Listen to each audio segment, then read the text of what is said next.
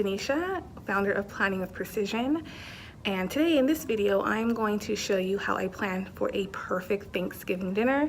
We host Thanksgiving every single year. This year is no different, so I like to go all out. I like to be organized. Of course, I like to plan, and I want to share with you some tips and things that I do to make it easier.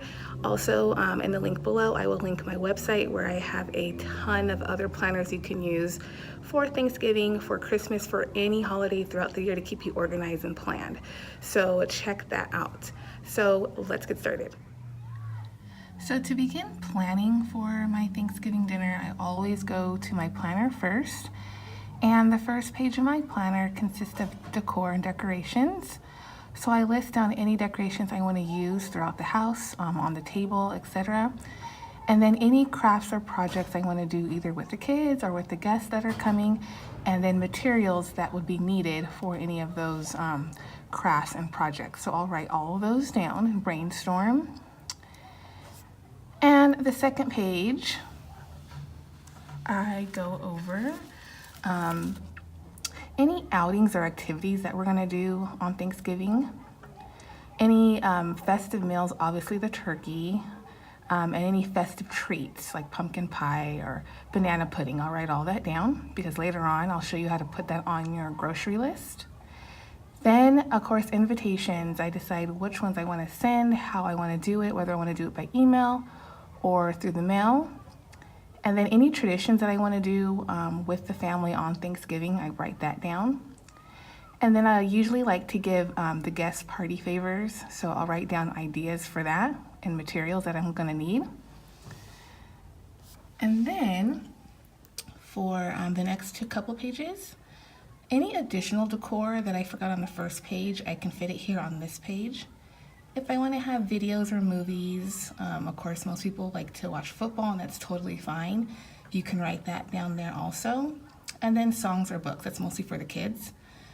And then I start with my grocery list. So I go back to the part where I had festive meals and treats, and I write down all the ingredients I need for the main dish. So that goes all on that side. And then I write down any ingredients I need for appetizers that I'm going to be serving.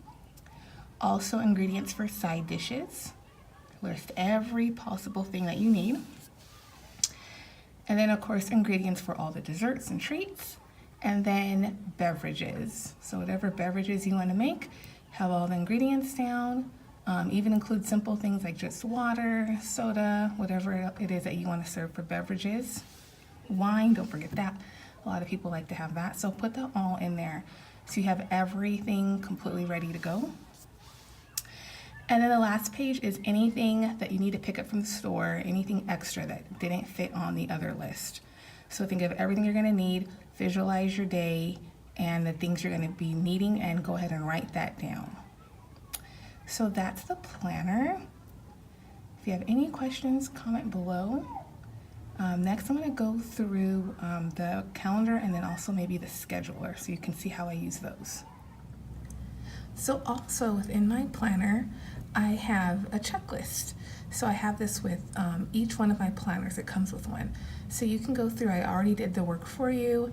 It has a checklist of what to do a week before Thanksgiving, the day before Thanksgiving, and the actual day of Thanksgiving.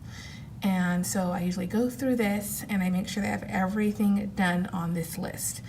And if I need to add anything, I have an extra template that I can add to my checklist if I need to. So again, this is really, really critical whenever you're planning a dinner or any kind of holiday or any activity.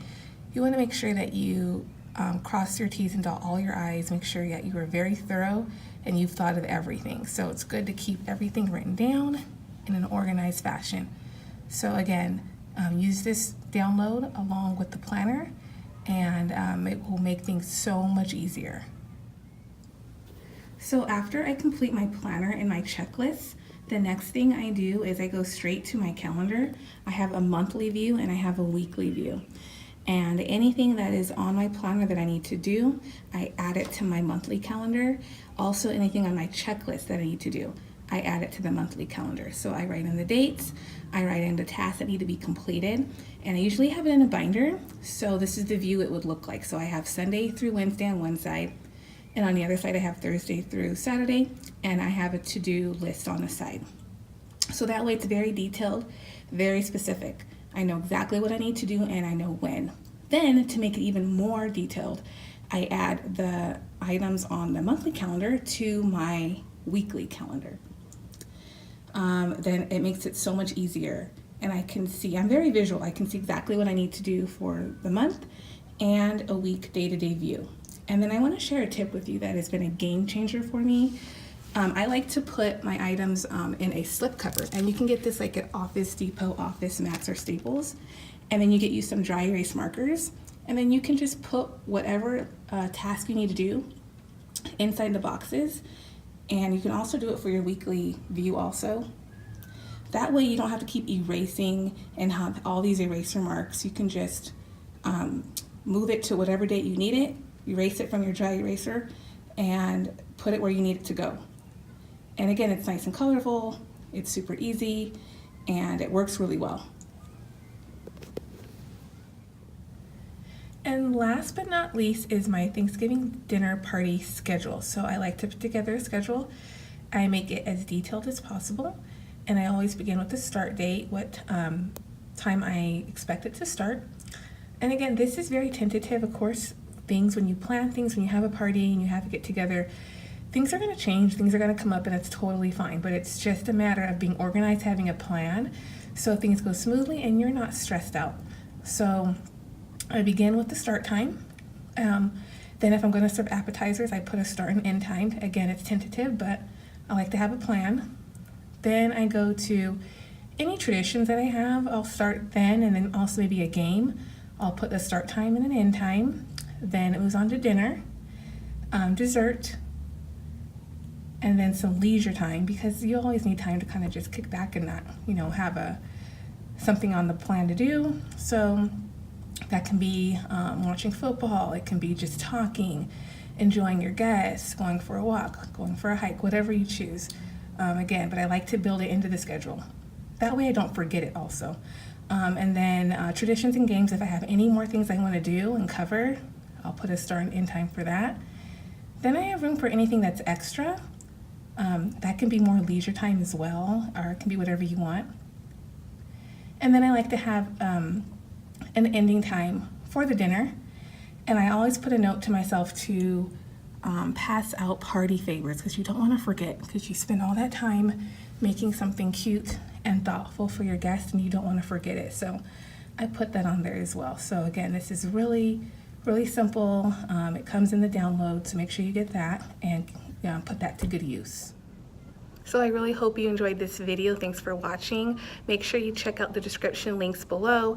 I'll have links to my website where I have tons of resources to help you plan and organize your entire year when it comes to holidays and anything that's important throughout the year. So I hope you check that out. Until next time, be safe, and I'll see you later. Bye.